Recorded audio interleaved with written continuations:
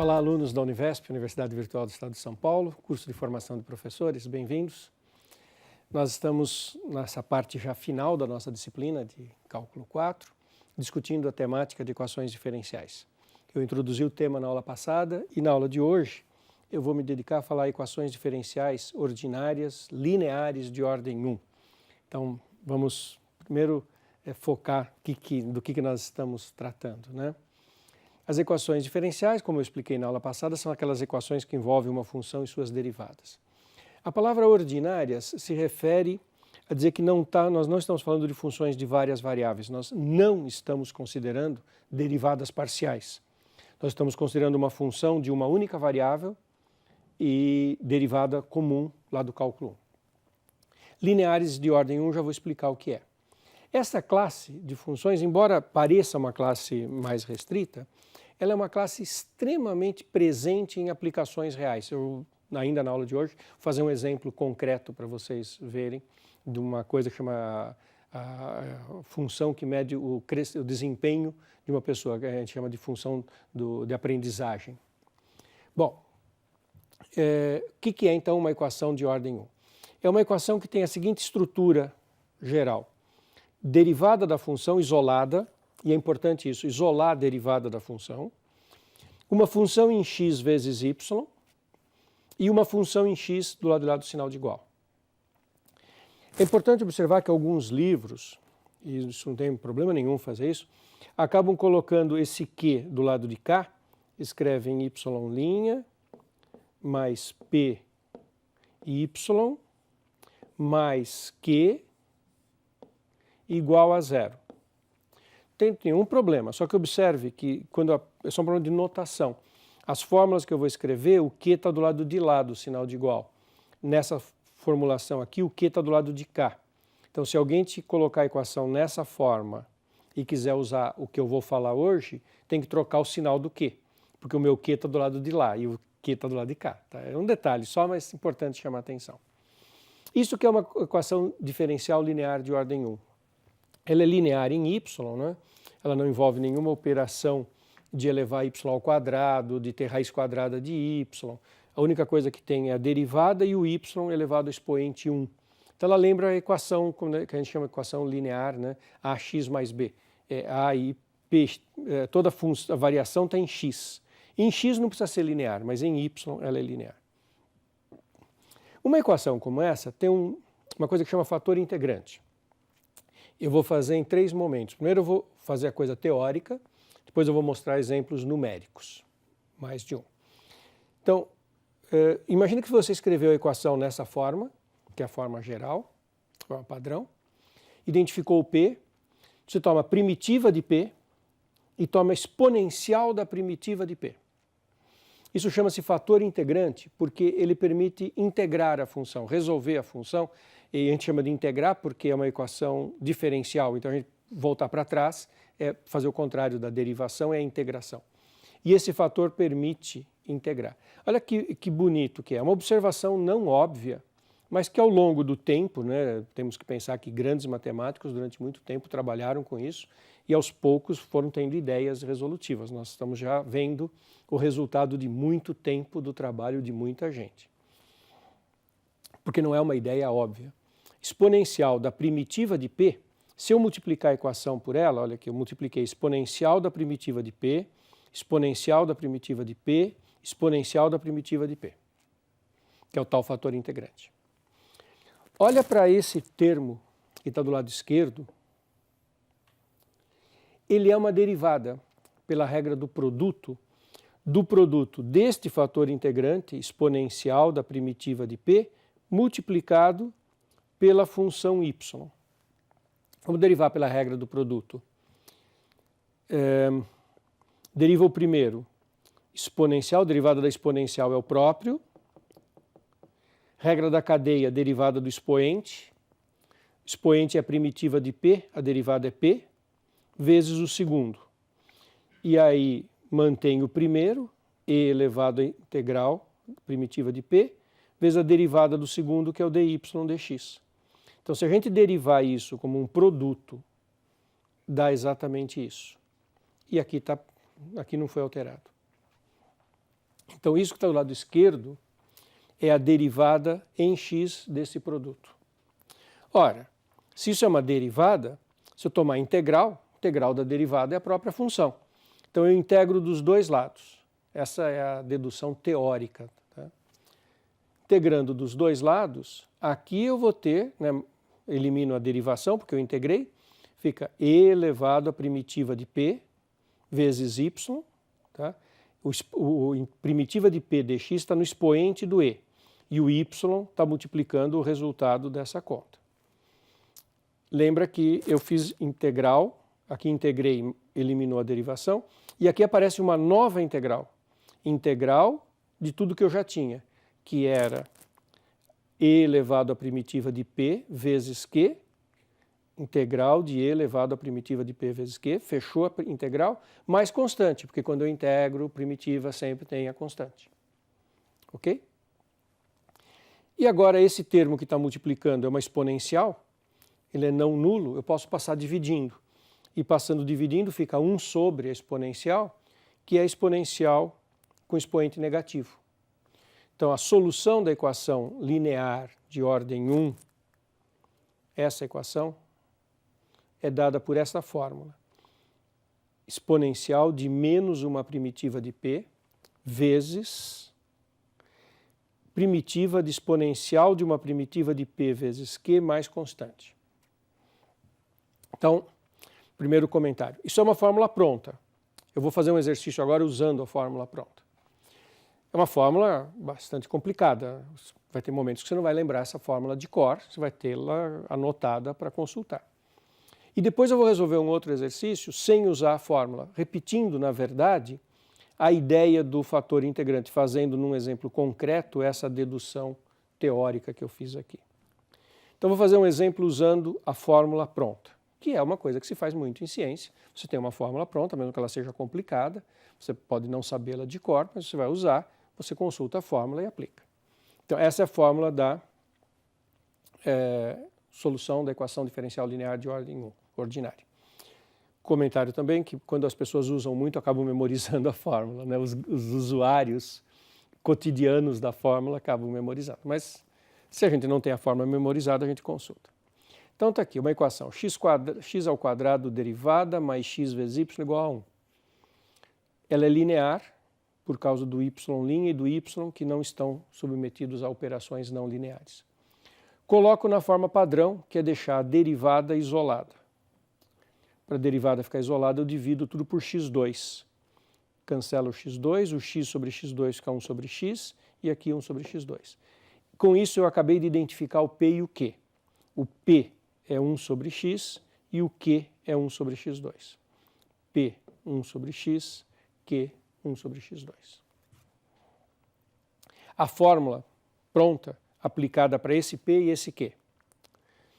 A solução é exponencial de menos a primitiva de p, exponencial de menos a primitiva de 1 sobre x, exponencial da primitiva de p, que é 1 sobre x, vezes q, 1 sobre x2. Então, é exponencial da primitiva vezes q. Tá? Mais constante, isso tudo está dentro do colchete, multiplicando essa exponencial de menos primitiva de p. Primitiva de 1 sobre x é ln do módulo, e está em dois lugares. Então, e elevado a menos ln do módulo, aqui, e elevado a menos ln do módulo, colchete, primitiva, e elevado a ln do módulo, nesse lado não tem o sinal de menos, 1 sobre x2 mais constante. E elevado a ln se cancela, é uma operação inversa da outra. E o menos aqui atua como se fosse expoente negativo no x, fica 1 sobre x. Então, 1 sobre módulo de x, esse menos vem para o expoente, e elevado a ln cancela, 1 sobre módulo de x. Primitiva, elevado a ln do módulo é um módulo, 1 sobre x2 mais c. Agora eu vou eliminar o módulo. Observa o seguinte, se x é positivo, nos dois lugares é x. Se x é negativo, aqui é menos x e aqui é menos x. O sinal de menos sai para fora da integral, cancela com esse sinal de menos. Então eu posso eliminar o módulo e manter a fórmula exatamente como está, sem módulo. Quando é positivo, simplesmente some o módulo, e quando é negativo, fica menos menos que se cancela. Então, 1 sobre x, integral de x, 1 sobre x2. Aqui eu cancelo um x com x2, essa integral é primitiva de 1 sobre x, que é ln do módulo, mais c, e 1 sobre x dividindo. Então, o y é ln do módulo de x, mais constante sobre x. Que não era nada óbvio olhando para essa fórmula, não era nada óbvio que a função solução era essa. Ninguém consegue olhar para essa fórmula e falar, a solução é aquela. Certo? Mas essa fórmula pronta, aplicada, deu a resposta. Se alguém duvidar, pode derivar e substituir, que vai ver que está certo. Se o problema tivesse uma condição inicial, desse assim, não quero a solução geral. Isso a gente chama de solução geral, com a constante C genérica pertencente a R. Tá? Isso chama solução geral, com a constante C real. Se eu dou o valor da função num ponto, aí fica a função é única. E é só substituir x por 1, isso fica x por 1, ln de 1, c, e dizer que dá 2.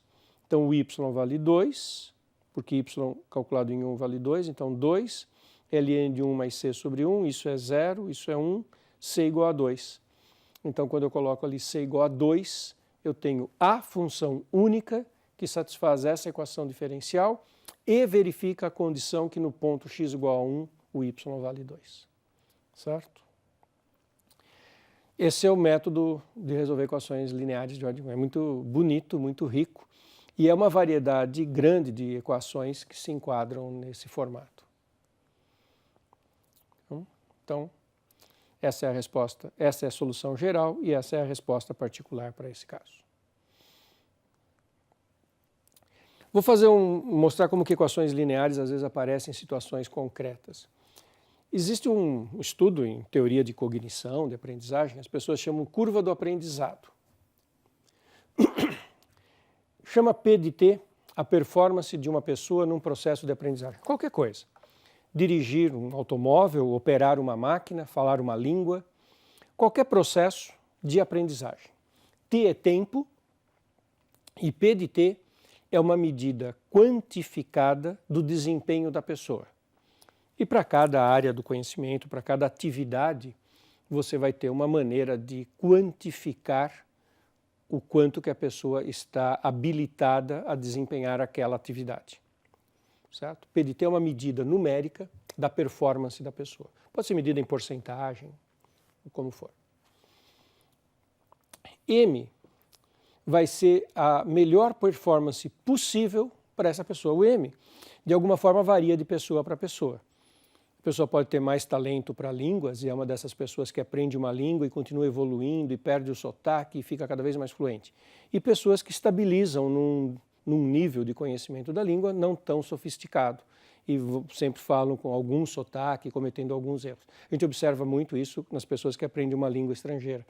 Algumas pessoas vão muito mais longe na habilidade de falar aquela língua e outras param num certo patamar, por diferentes razões. Mas então, o M vai indicar a melhor performance possível para uma determinada pessoa numa determinada atividade. Qual é o modelo?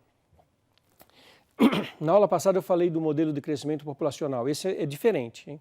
Não é exatamente igual. É parecido, mas não é igual. Ele é assim.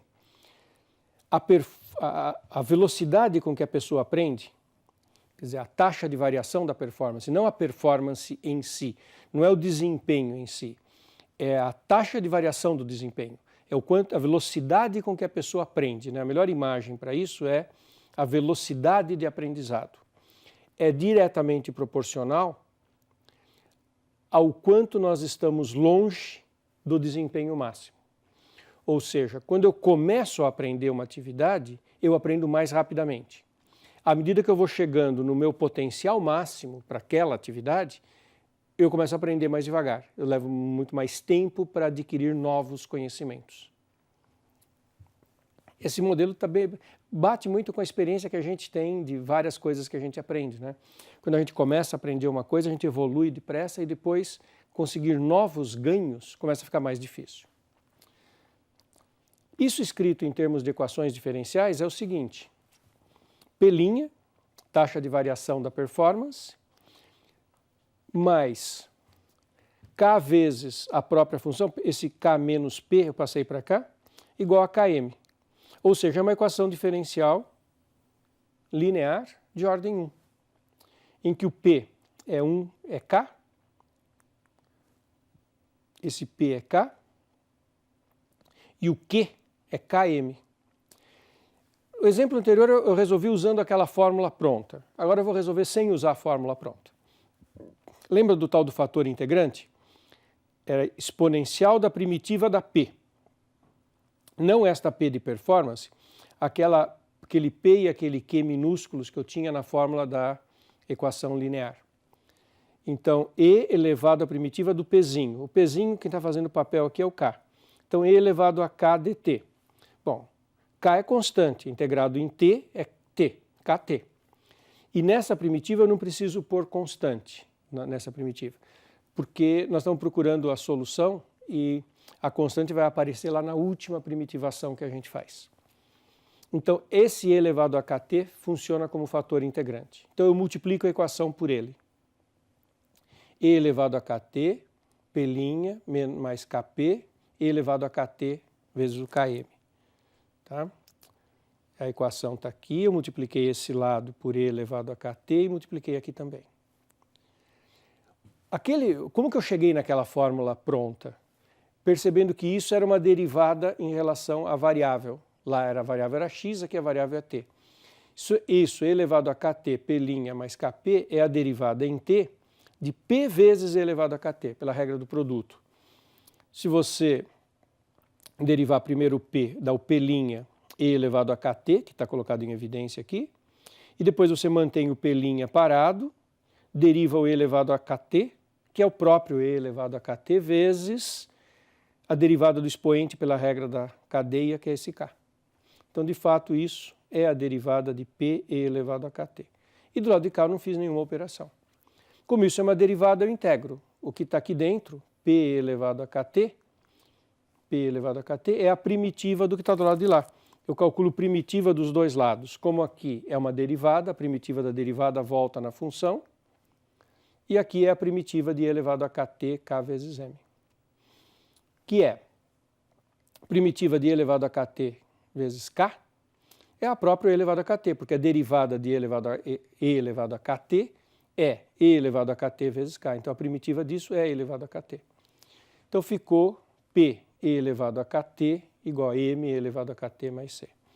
Passa essa daqui dividindo. A nossa incógnita é a função P, performance. Nós estamos estudando a equação do aprendizado e P era a performance. Passa o E elevado a Kt dividindo. Isso fica M, C E elevado a menos Kt.